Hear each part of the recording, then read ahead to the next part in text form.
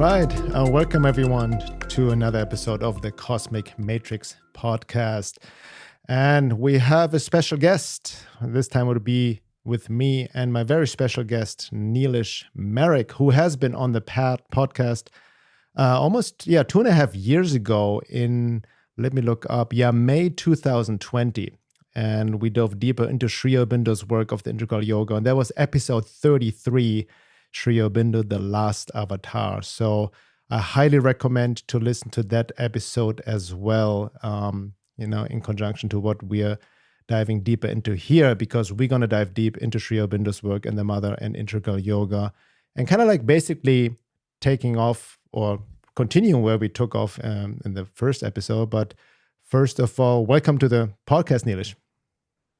Thank you, Bernard. Nice to see you again. Excellent. So I want to give our audience also a little introduction. I've known you for many years, and we first met officially like at a conference we both were participating in 2017, I believe, the Berlin Future Forum, where I gave a talk, you gave a talk. We had a great time and a lot of deep conversations, and life has changed a lot since then, globally, collectively, and in our individual lives. But just a little introduction. So Neelesh Marik is an experimenter, questioner, student, and explorer of the human potential space, where behavior, systems, culture, and consciousness affect personal growth and creative novelty. He has 3 decades of experience in blue-chip corporations as well as startups.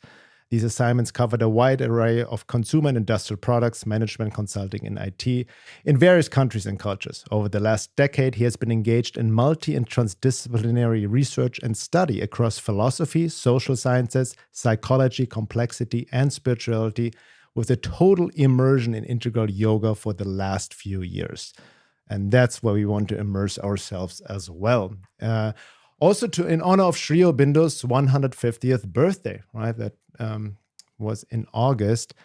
And I also want to point out that I attended a workshop of yours in July, which was really an excellent 5-day course called Evolving Towards Integral Self-Perfection, based on the Integral Yoga and Sri Aurobindo's work.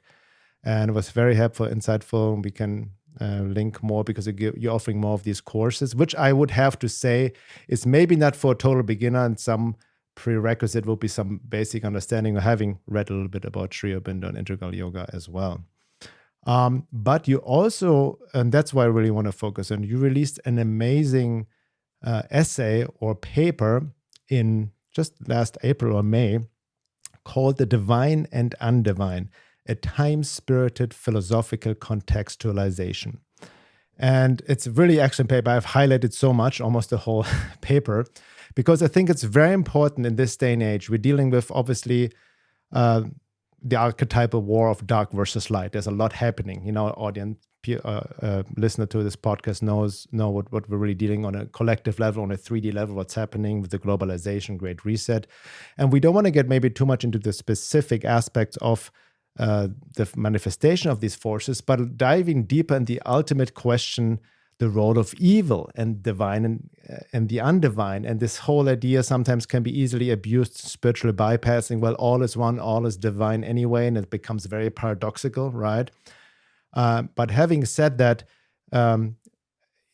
Integral Yoga and Sri Aurobindo's work, especially in Life Divine, and the way how he describes or conceptualized divine and undivine, gives a very workable and insightful framework. And you have very well summarized that in this paper. So just go a bit through it. Maybe tell a listener what inspired you to write this paper, and what is it about, first in a nutshell, the abstract, so to speak? In a sense, like yourself, Bernard, the problem of evil has always fascinated me for many, many years, about 2 decades now. And in our lifetime, we could say that the fascination with the subject is not just at an abstract philosophical level, but it is brought alive every day with real life world events. And as we begin to wake up and begin to sense and understand what is really happening in the world, with which our lives are directly dependent and interactive, and there's a mutuality of impact. It began to dawn on me that we cannot ignore this or pretend that it doesn't exist or brush it under the carpet. Parallelly, as one develops a more esoteric orientation and orientation to get to understanding reality in its entire range and depth, it begins to become a difficult kind of a contradiction in the sense that while one is drawn towards the higher and deeper realities of the spirit and the higher consciousness, one finds it particularly disturbing to have to deal with things which in the world which seem to be its exact opposite. Mm-hmm. And that is why is this contradiction? Why is this huge gap? One wants to understand, and one begins to realize that until this puzzle, this which can be overall called the puzzle or the riddle of existence, is cracked, there can never be no real lasting knowledge and no lasting fulfillment in life. So in a sense, this applies to all of us. In my case, I think after 9/11 or thereabouts, this penny started dropping, and then the active exploration at the exoteric level, which is to do with events and happenings and all the good stuff in the world. And then about 10 years ago, when my own journey started inwards, there ended up being associations and correlations between inner realities and outer realities, inner truths and outer realities. And then one begins to understand slowly over a long time how the outer is a reflection or a mirror or a effect or a consequence of the inner. Mm-hmm. Or how the exoteric is a fallout of the esoteric. The exoteric by its own standing is not the core issue, does not have the root and fundamental validity. The truth or the validity is what is happening in the inner world, in the inner spaces, in the supraphysical, if you can call it that way. And therefore, this leads to what is called the hidden layers of exploration, the occult domains of exploration.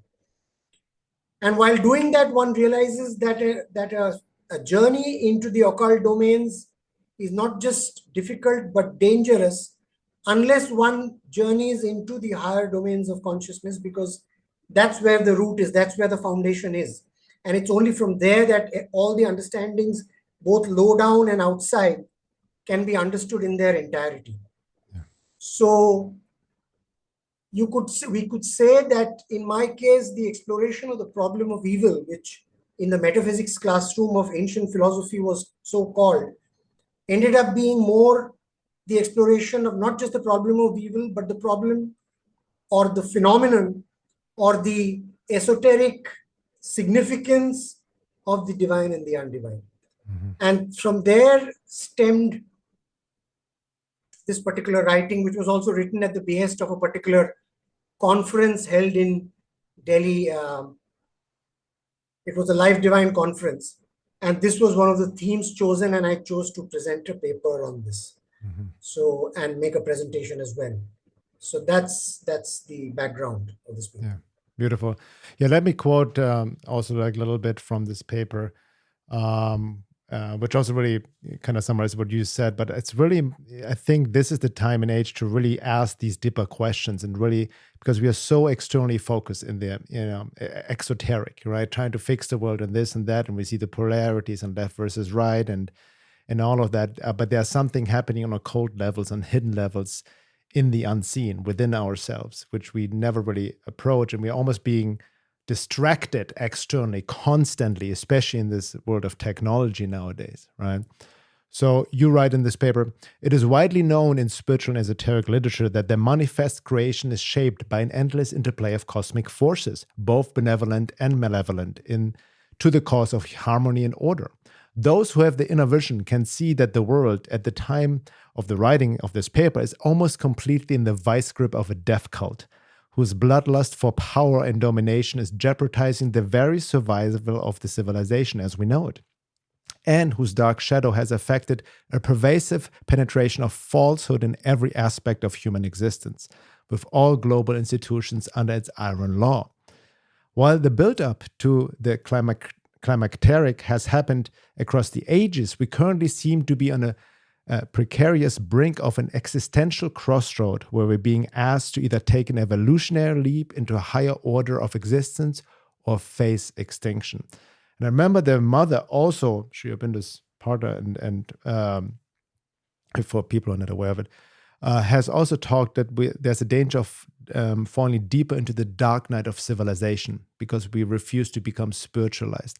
So really at the crossroad, and you see this even in other philosophies of prophecy, even the Hopi Indians, there's a way up or a way down, right? Or from the esoteric Christian tradition, the time of transition, it's an opportunity, but not a guarantee, right? So we may, even Sri Aurobindo, remember, said something, if we don't solve that riddle and make the leap, we might have to repeat the cycle again, until we get the lesson, basically. So we're really at this critical moment.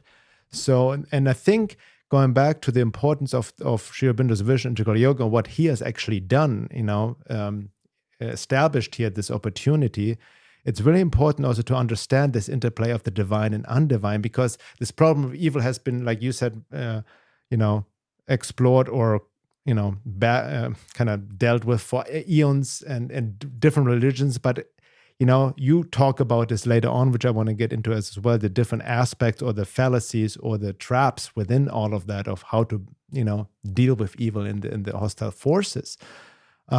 But it's really important to understand that there's some hidden forces as well, cosmic forces that kind of manifest through us and manifest these external events, and we're just, like I always say, being distracted by the shadows on the wall, like in Plato's allegory of the cave, so to speak, right?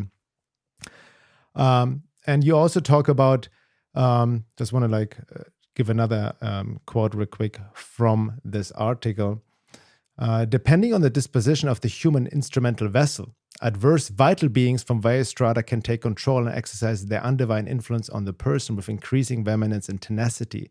The stronger the ego desire master not, typically shown as an insatiable ambitional drive for personal aggrandizement, as power hungry or sex hunger for domination and control, or as a premature experimentation in occultism, the more inextricable becomes the trap of agreeing with these vital beings. So these power-hungry people, when we look at, for example, the Great Reset, Klaus Schwab, Bill Gates, which people that, whatever, project their hate on, and understandably so, but we don't want to become that what we fight against either, right? So that's really the challenge, so to speak, because I see a lot of people, let's just arrest the criminal, arrest them, execute them, and then everything will be fine and good. But what we really need, what Sri Aurobindo said, is this transformation, this transmutation, right, of everything, rather than a full-on destruction. Thinking is that when the appreciation or the understanding is on extrinsic matters, we are obsessed with events and people and occurrences and happenings and those kind of things. But we are unaware of the things in the background that are making those things happen. Yes. So it's like watching a puppet show and thinking that the puppets are real, but missing the strings from top which are pulling the puppets, right? So the world is a puppet show, and we are obsessed with the puppets on the stage. But until we develop an understanding, not just an understanding of, but the capacity and power to search out and hunt out the puppet masters who are pulling the strings and deal with them, and either exterminate them or transform them or transmute them or rechannelize their energies from what they are doing to what they ought to be doing, the problem is not solved. So the issue about cosmic forces are at one level the supraphysical antecedents or the determinants of what is happening in the visible domain. This is what it is. And if our entire obsession and our pursuit and our philosophy and our science is on the extrinsic events and only on the puppets, but not on the puppet masters, we are missing the point. Yes. Yeah. Yeah. So, in light of the paper, because I think a lot of that might be like we're dealing also with terminology from Aurobindo's integral yoga, but for people not aware of it, so can we define, or can you give us in a nutshell definition, what is the divine and what is the undivine actually in this context, like to really give a definition of these terms? So the divine is a term that can be used to understand the reality.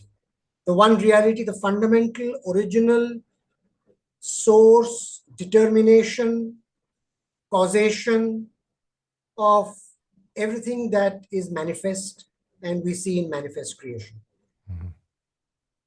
The divine, however, in the delight of his being, manifests himself through various forms, planes, scales, strata of existence. And this has, there is a certain structure to this. It is not random. And one has to understand that structure to understand how the manifestation has taken place, what operating rules and constraints operate at these various strata, at these various levels, how the strata and levels relate to each other, and how do creatures such as us, animate and inanimate, how do they relate to or figure in that structure? So this is what is called cosmogenesis. Right. So what is the nature and structure of reality, right? Now, when we begin to understand that, we realize that the divine operates through a certain devolution of his powers. His powers are infinite, of infinite quantity and quality. But when he devolves these powers across these planes of existence, these powers are given a certain freedom to do and fulfill their own basis and their own raison d'etre, right?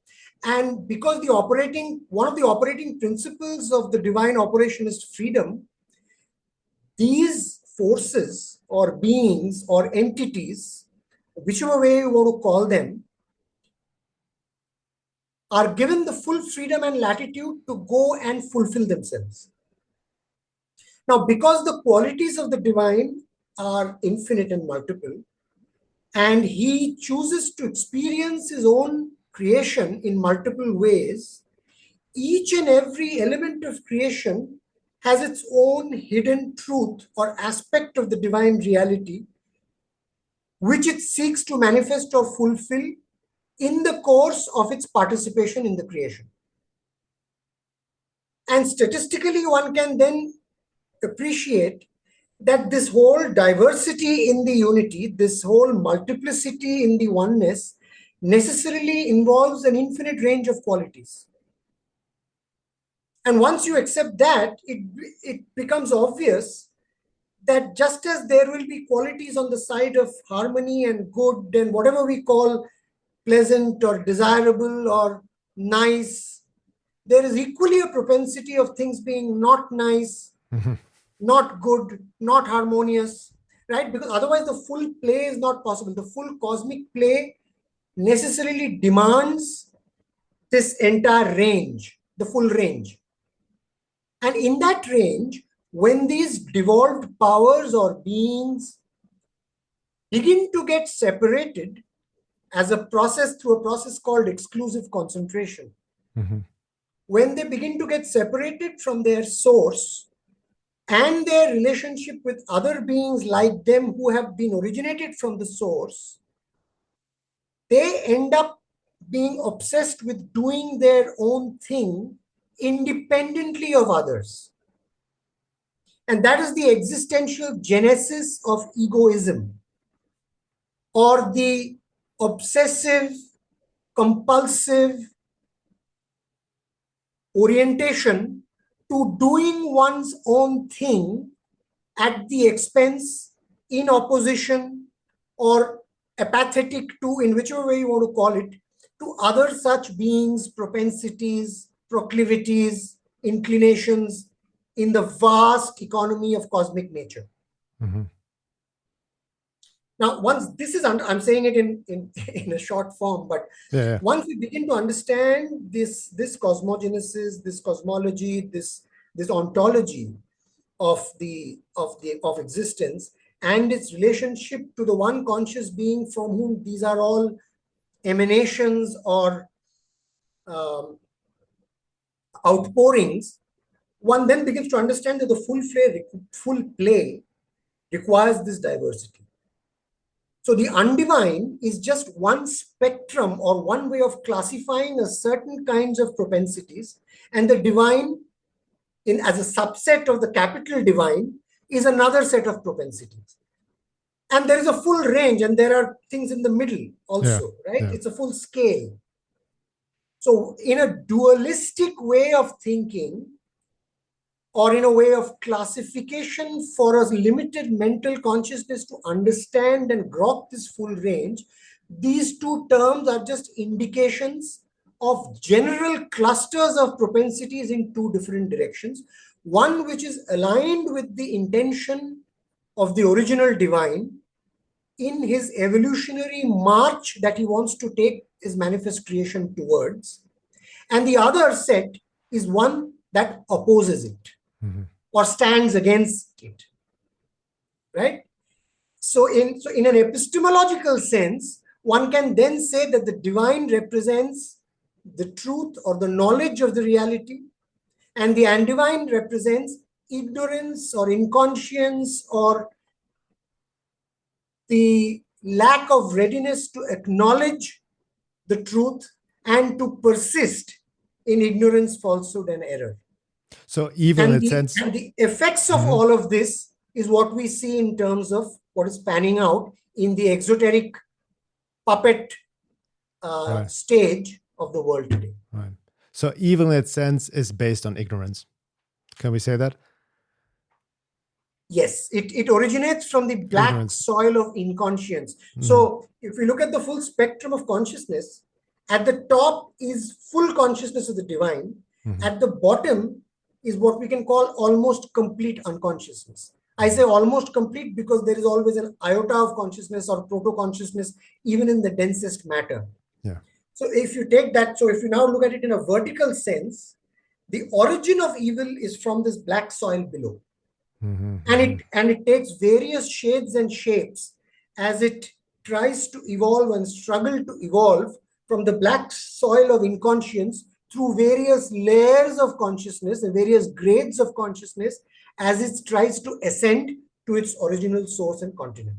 Mm-hmm, mm-hmm, mm-hmm.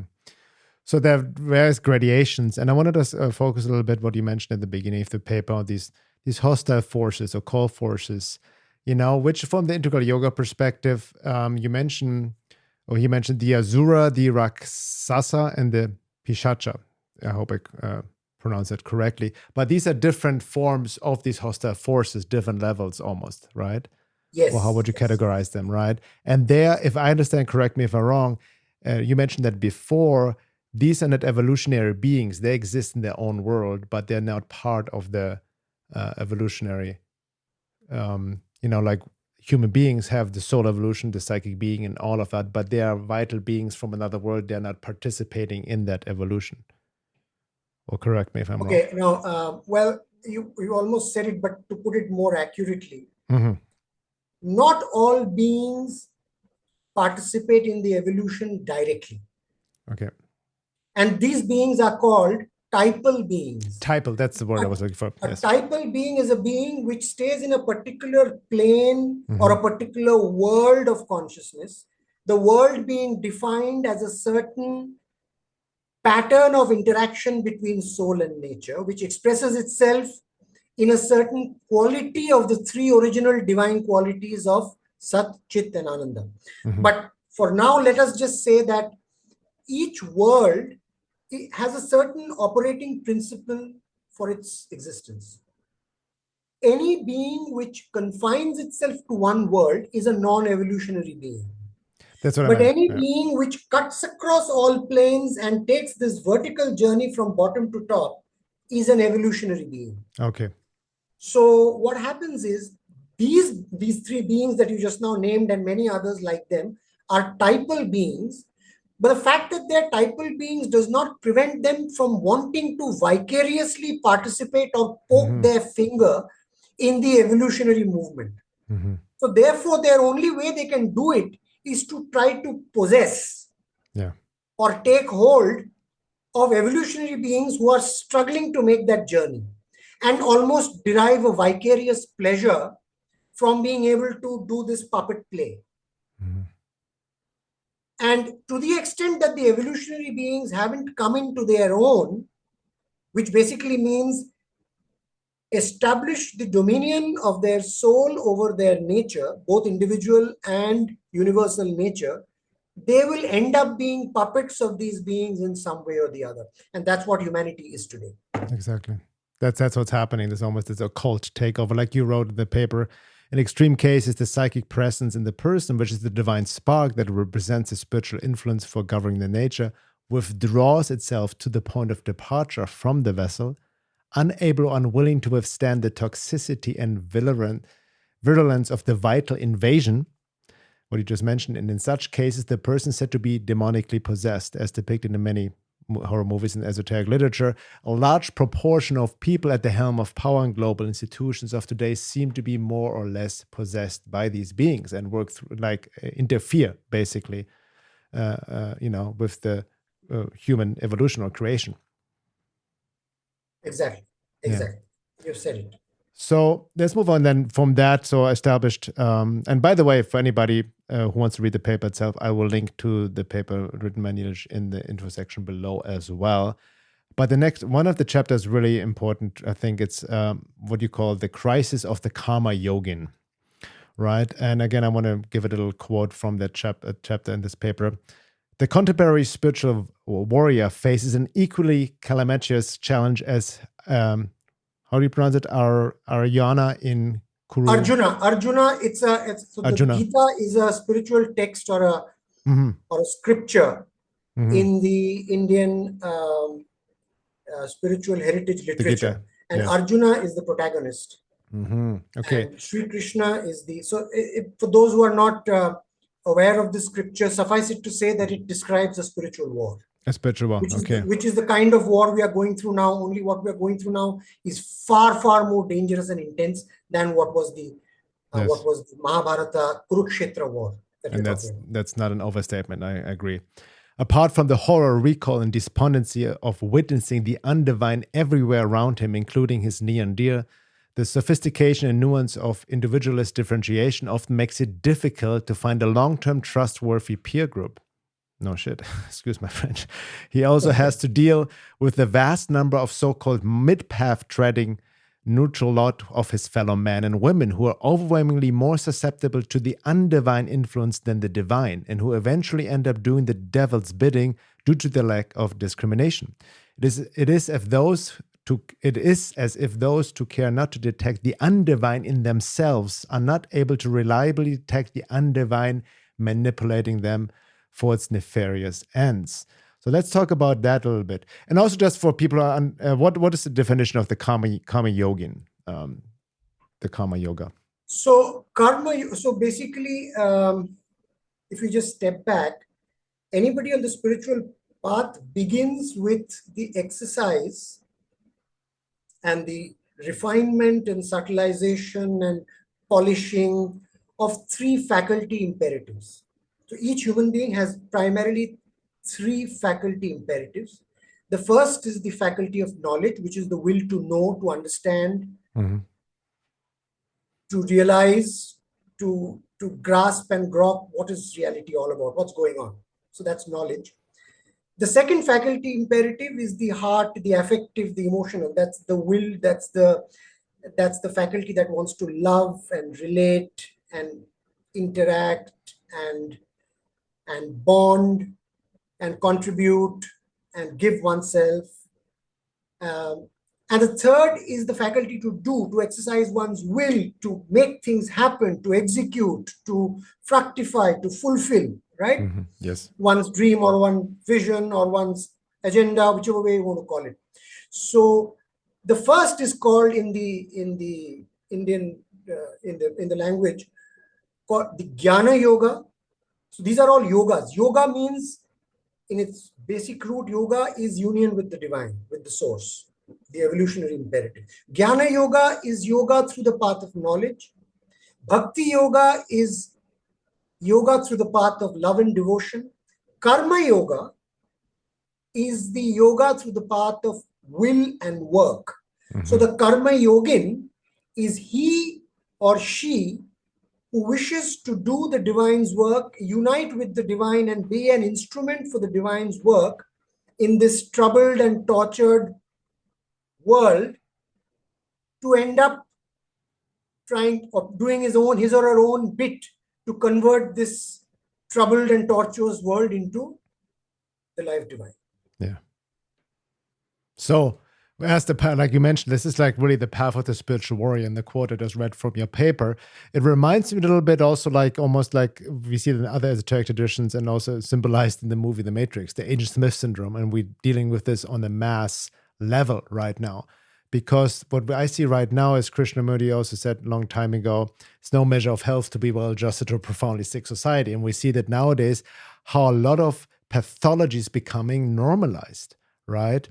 And also, like you mentioned it as well, I think, in this chapter, and maybe you can talk a little about it, that, you know, how the devil or the undivine forces work. It's not this like obvious evil horror, but it's more like a falsification of truth, a slight adjustment, like a little bit of truth, but a distortion and perversion of it. And that's kind of almost a hook, line, and sinker with these big words we see nowadays, like, you know, with like globalization, you know, anti-racism, you know what I mean, equality, equity, and all of that kind of, you know, sustainability and all these words, but they're being used by the undivine forces for the complete enslavement and destruction of humanity.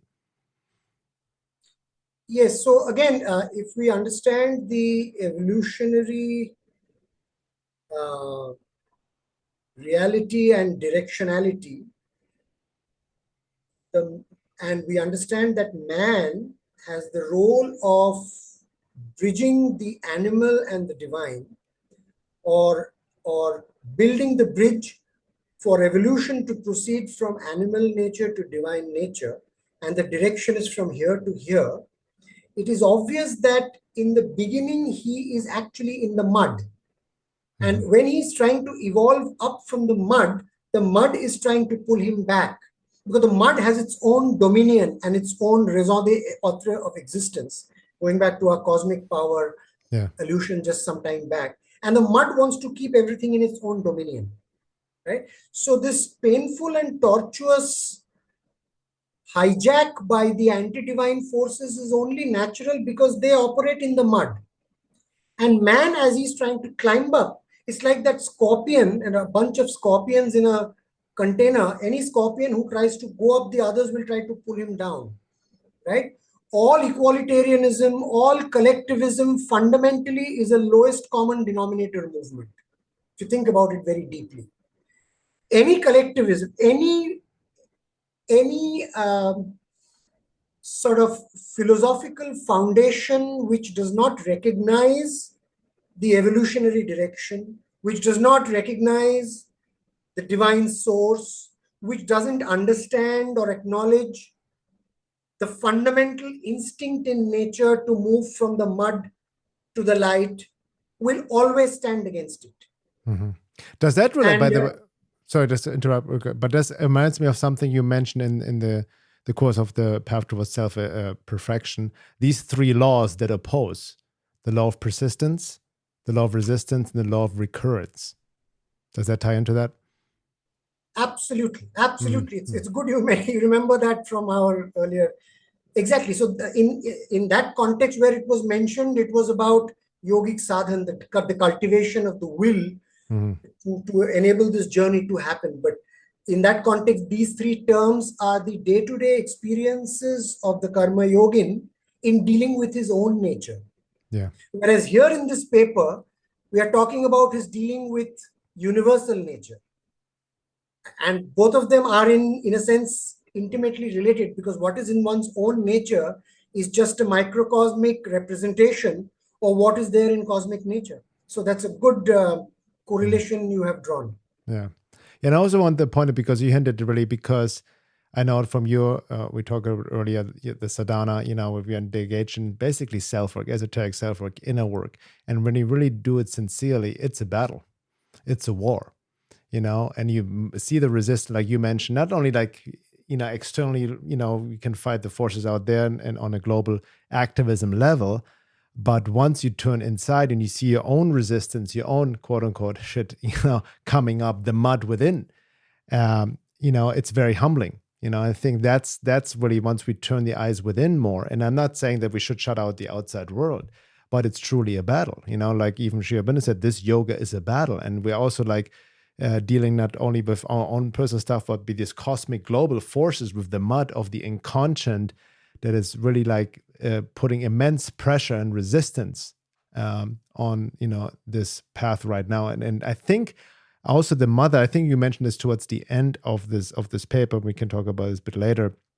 But the reason why all these forces, are kind of like on overdrive, as I call it, the matrix is on overdrive, so to speak. The occult forces, hostile forces, in the last attempt for takeover, because they know their time is up, so to speak, right? Because they cannot resist the descent of the supramental, the divine consciousness. But in itself, this is the battle. And what you mentioned there as well, the battle of the Karma Yoga, is we're also just, what a lot of people I see struggling, bring it on a personal level, interpersonal level, with families, friends, and our peers, we all being the divide and conquer, and all of what happened over the past 2.5 years, people going through a lot of struggle in that sense of really finding people they can really trust or align with, or not only like-minded, but be on the same path with. So we see only this kind of splitting happening within humanity. Can you speak about that a little bit, maybe? There are several cuts of that split. I mean, at a very exoteric level, there are people who have caught on to the globalist agenda and this exoteric, this death cult and this power structure. But the one I'm referring to here is a much finer cut, because a large number of people who have caught on to the globalist agenda are not necessarily into the inner spiritual work. And so they are, correct. although they may have caught on to what is happening, they have not yet mustered up the commitment of the karma yogin to wage the battle within their own natures that makes it possible for them to be a spiritual warrior and be the divine instrument.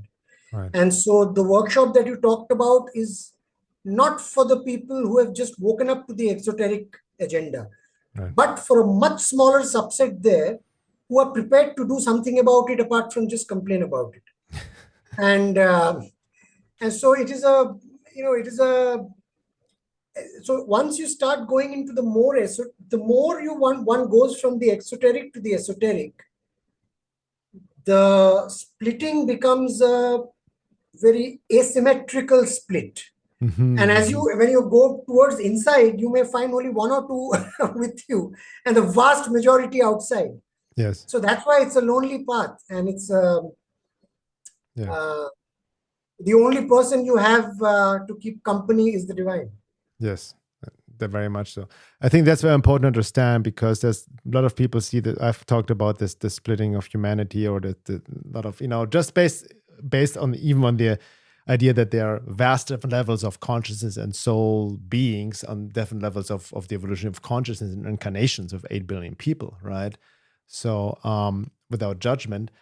But the splitting is not, like you mentioned, like a lot of people, it's not just about having a different opinion of what's happening, or people wake up. Like I always say, a lot of more people become aware of the what you call the exoteric, manifestation of the anti-divine forces, so to speak, with the globalism, Great Reset, whatever, all of that.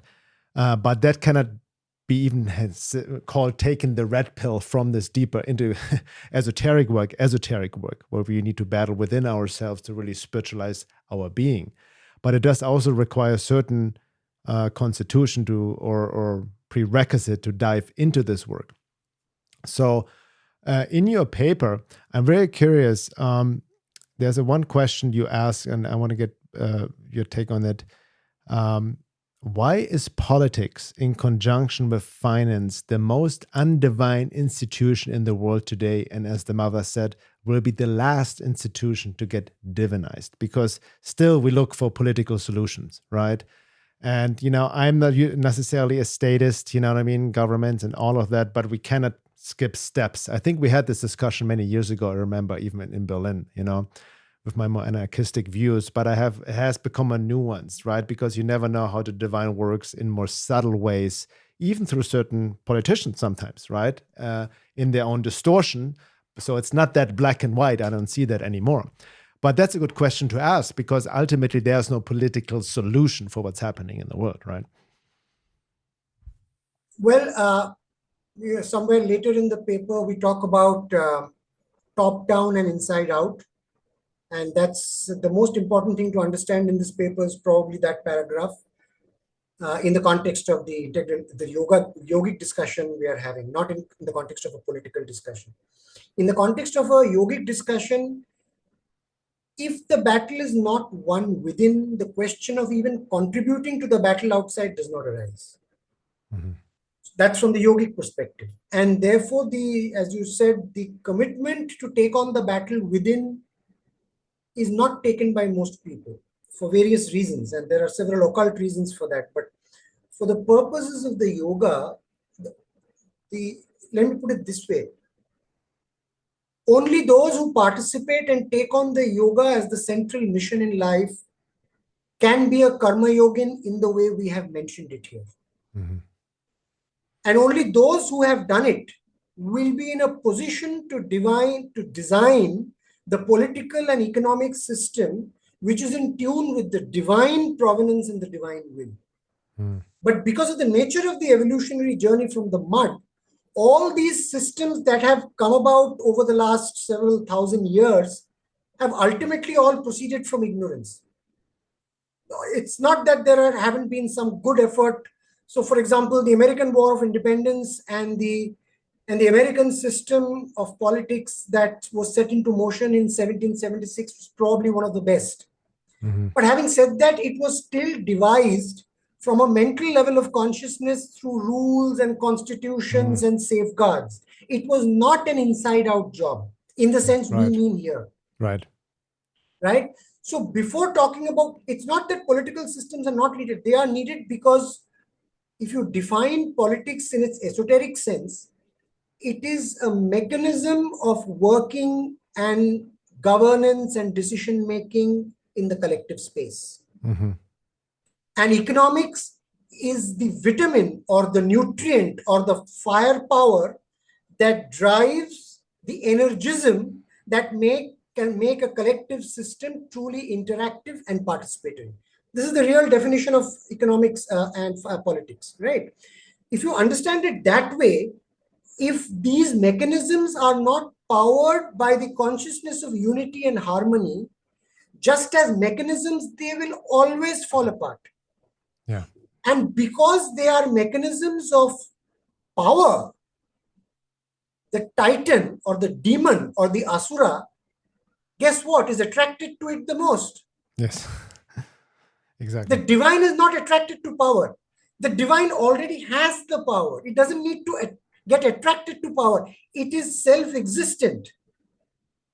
In his self-existent delight and infinity. The asura or the anti-divine, who is divorced from the divine and therefore does not have the power, will obviously have to clamor for it.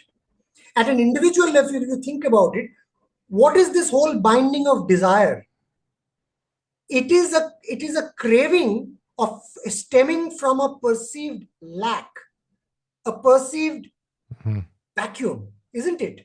Yes. Now, so all forms of desire, whether financial or vital or political, all forms of desire, all forms of wills to power stem from this existential lack.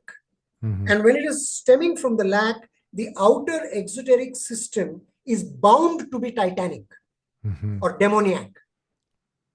Right. And because the configuration of power and the lust and the drive to rule others is so prominent and the dominant impulse of the titan or the asura, it is not surprising that politics and economics are the blackest and the densest dens of the anti-divine. Yeah. And that is why they will be the last to get divinized in the inside-out process of the divine will. Mm-hmm. Yes. Does that make sense? Yes, absolutely. Yeah. No, that's, I mean, yeah. I want to also like going back, the karma yoga, that's really what it comes down to. I think that's for every listener who's some of it may be hard to understand about, Sri Aurobindo's work, but the key point, what I've been writing about a lot as well, is the key point that at some point we need to really look within and, go deeper within and really change our being instead of just looking for external exoteric solutions, driven by our own lack, like you said, desire. And there's nothing to be said against desire, just asking where's it coming from? Because, I remember Gurdjieff, this is a different level, obviously, but Gurdjieff talked about the trap of the revolutionary mindset, right? And we see this on both sides, how the Asura can easily hijack any power-hungry politician on either sides and whatnot, or even revolutionary, it doesn't matter, right? And then even, I think you have the quote by Nietzsche in there as well, which we're going to talk about, like of becoming, watching out of becoming that what we fight against, so to speak. That's the big trap, right? The trap of agreement almost. But I want to, basically we're almost at the end of the first hour. And in the second hour, I want to go into these aspects you wrote about the philosophical smorgasbord, as you call it, smorgasbord. And these basically half a dozen examples of twists in a universal mental plane that obfuscate, mislead, and frustrate the spiritual warrior karma yogin. Basically, all the distortions or what we've seen in the past of how people perceive evil or try to fight evil and deal with the world and whatnot, including the whole New Age corruption, pop spirituality, the idea of pacifism, see no evil, hear no evil, the idea of neutrality, relativism, and all of that. So I want to go through them one by one. Maybe you can describe them because I think it's very important to understand in the second hour. And lastly, also, here's another great quote from your article about the karma yogin.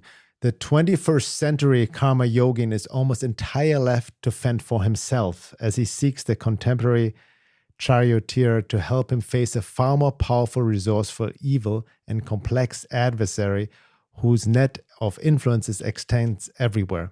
Moreover, he is besieged with a confusing how do you pronounce it? Smorgasbord? Is that a smorgasbord? Is a hodgepodge. It's like it's like in a buffet where all the food items have been mixed together. Oh, okay. Good. I learn every day. Moreover, he's besieged with a confusing smorgasbord of facile half-truths on the philosophical buffet table of popular thought, which he has to vigilantly and assiduously sift through to distill out the wheat from the chaff and cultivate access to the source of unadulterated real knowledge, which, however, doesn't come easily and unequivocally until he's ready and capable of receiving it. So here we dive deep into the domain, almost the most smartest trick the devil pulled is just kind of distorting truth a little bit, right? And I think Sartre talked about it, that evil is not that obvious, but it comes in light of virtue and all these distorted spiritual teachings or even psychological work or pop spiritual New Age ideas and all of that of what's really going on in the world and how we go about it. So let's dive that. I want to talk about that more in the second hour as well as we go deep into your paper. And then also want to talk about very important, a little bit from the chapter from The Life Divine, the origin and remedy of falsehood, error, wrong, and evil from Sri Aurobindo's work.